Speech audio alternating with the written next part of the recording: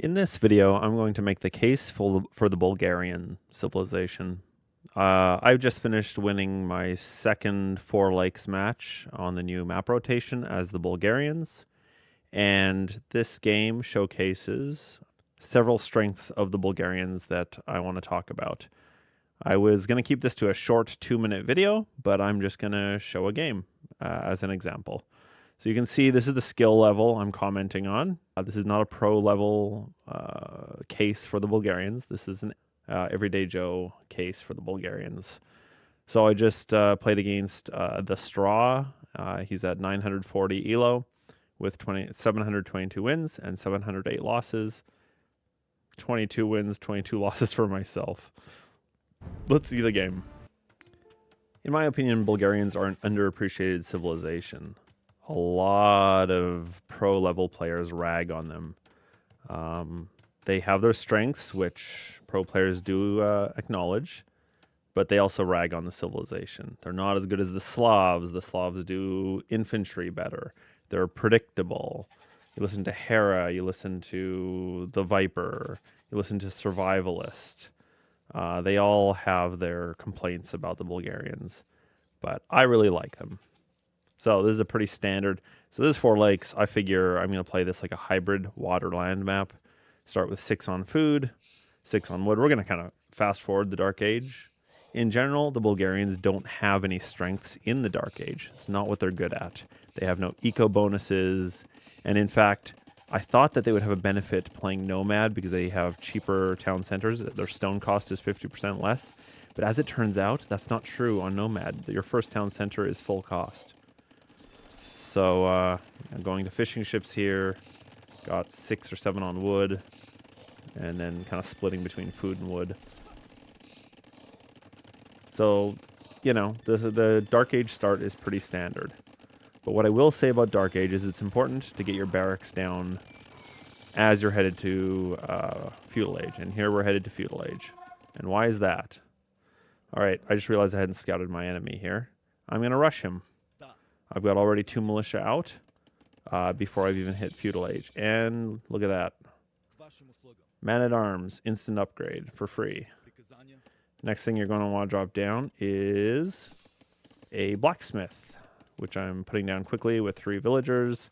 I was a bit slow on the draw here. So this is a weaker infantry rush than I would normally do with the Bulgarians. But I tend to be a bit slow with my rushes, so I figured I'd rather do an underpowered rush to take him, to distract him, than to do something. So, why do you want the blacksmith?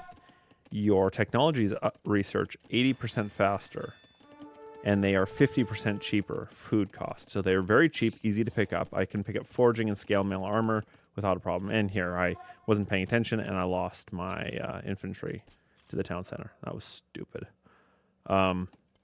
So, you get in a great power spike when you hit the Feudal Age. You get men-at-arms for free, and quickly, instantly. That's the important part. And your blacksmith upgrades happen fast, and they're cheap. Like, I can get both those infantry upgrades for less than I can get just one of them as another civilization, right? So, it's a very compelling case. You can get your armor, and you can get foraging and scale mail armor in for very affordable. It's very hard to not... It's very easy to afford them, let's put it that way.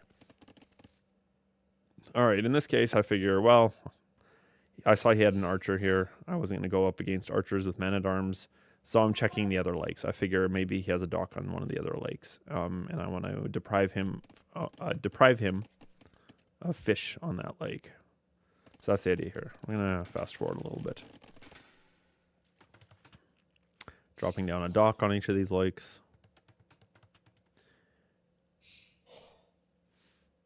He's walled up now. I've just realized. Yeah, he's got palisade here, but not up here. But I'm not quick enough on the draw, so I send my man-at-arms down to check out his lake, and my plan is to bring my villager down here as well, but I miss out on my opportunity. You'll see soon enough. All right, my plan is to take fish from this pond, and this pond. But as it turns out, I don't take any fish off this pond. I'm a bit wood-starved here. I put down too many farms, so I didn't have enough wood income. So now I'm like, okay, time to go to put down a fire ship on his lake. But look where my villager's going. Oh, he's got wall, doesn't he? Yeah, he's got wall. But here's the other strength. There's another power spike as soon as you hit Castle Age. I've been on stone with 4 or 5 villagers here. This is 5 villagers. 4 is often enough as well. I've got 450 stone in the bank. What am I about to do? Oh yeah, Castle Age. Long swords are for free. And we are researching chainmail armor. Because again, it's a 50% discount on food for blacksmith upgrades and they come quickly. So very easy to pick up these upgrades. So we're getting chainmail armor and eventually we'll get the attack upgrade, I believe. Oh, what's this? That is a crepe host. So a crepe host has almost the same attack as a castle. You can see now I'm going for iron casting as well. Very easy to pick them up. They're very cheap. Of course, I'm also floating a lot of food. So crepe host, it's only half the hit points of a castle. It's also almost only half the stone of a castle. It's 350 versus 650. But it has almost the same attack. So it's great for offensive and defensive uses. I like to use it offensively. You're not having to save up as much stone to get a crepe host out. So if you want to it's a stronger castle drop. It's a faster castle drop.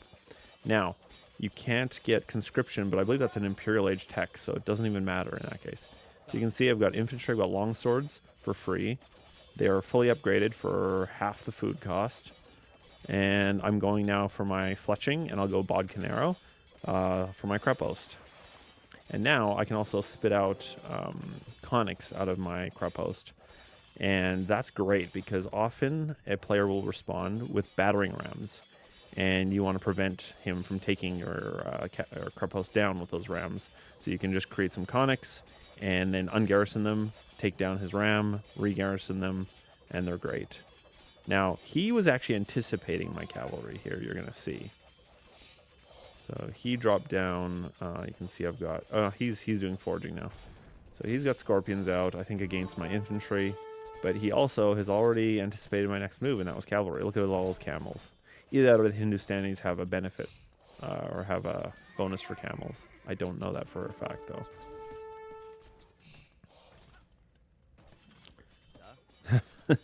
I didn't have enough wood to put down anything initially.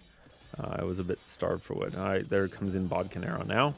Again, 50% discount for food on blacksmith upgrades. So it's very easy to just pick these things up willy-nilly. And we're going for pikes now to counter his camels. Come on, guys. They're supposed to drop down more buildings, but you can see I'm really having trouble with food or wood here. This is not a case for bad eco-management. All right, there's pike in. We're going to start creating more infantry.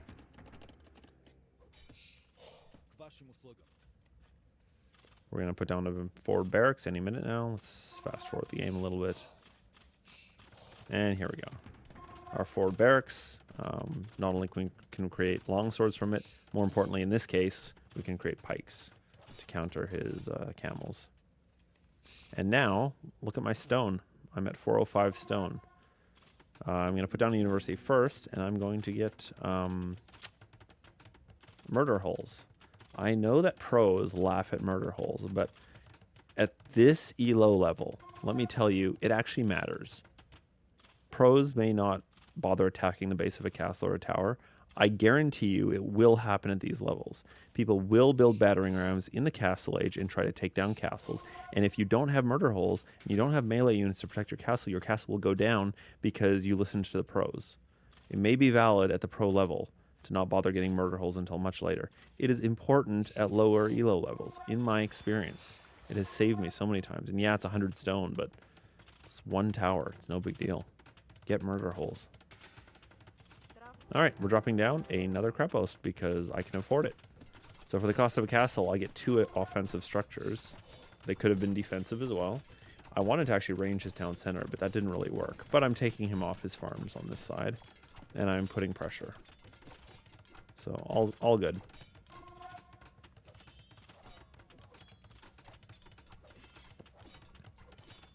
All right, I mean, that pretty much covers it. You've got the conic. I know. I feel like it's a little bit gimmicky. The infantry that pops up after the cavalry dies. It's a gimmicky unit. What's important is that it's created quickly from your creposts and castles, so they're easy to mass. They are pretty good once you get stirrups, but they are weak to archers. They don't have the same sort of pierce armor as knights.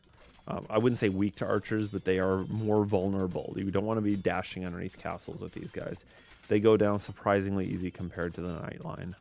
So they are still good in melee combat once you have the stirrups technology, which is a good reason to get a castle out if you can afford it in the castle age. But that's late castle. These guys shine in feudal to early castle age, in my opinion. Late castle, once you have stirrups, they have good cavalry as well. And imperial age, they have very good hussars. The stirrups make their hussars, in my opinion, one of the best hussars. They, at least in terms of attack, they have high attack. So, you know, and they're good as a trash unit in the late game. They hold their own. So I like to have a good trash unit. And, oops, we have now a siege workshop here. You're not going to see it in this game, but techs from the siege workshop cost 50% less food as well. So you can pick up battering and siege ram for, what would it be, about 650 food, right? Because it's 1,000 food to go to siege ram, and it's 300 to go to capped ram. So you're looking at 650 food to get fully upgraded rams. You put your infantry in those, and you can like level towns. But also their onager and siege onager are a lot more accessible because of the lower food cost as well. So siege is good in the late game because you can actually get to your late game siege. Now, it's a good thing that you have discounted techs on the blacksmith. It makes getting your conics fully upgraded more practical. Let's take a look at the statistics. Even though it's not really making the case for Bulgarians, I talked about what I wanted to talk about. There's score, military population, economy, pretty much identical. Yeah. Let's take a look at villagers quick. Yeah, see, he stalled villager production and lost a few from my attacks. Well, with that, that'll do it. Thanks for watching. My case for the Bulgarians.